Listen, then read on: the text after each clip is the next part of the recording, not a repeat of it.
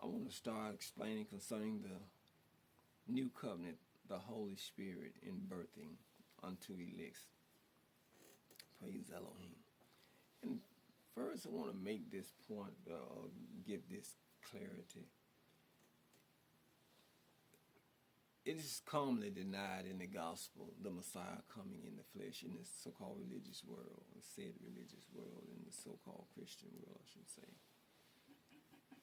It is commonly denied the Messiah coming in the flesh, and the truth is not acknowledged, and it's not even understood. But it needs to be understood why Christ came in the flesh. Romans 8:3. For what the law could not do, in that it was weak through the flesh, God sent his Son in likeness of sinful flesh, and for sin condemned sin in the flesh. Now, this statement is saying why Christ came in the flesh. Nobody could keep the law. The law whooped. Sin nature whooped the law all over the place. Sin nature in man, which moves man to sin acts, it whooped the law all over the place.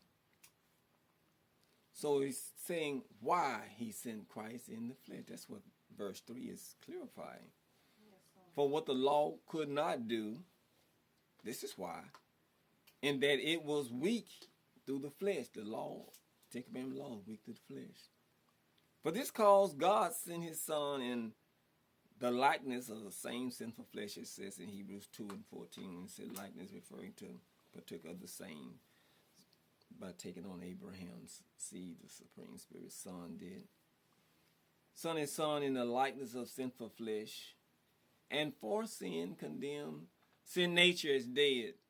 Sin in the flesh. Sin in the flesh means sin nature. This is why, glory be to Elohim.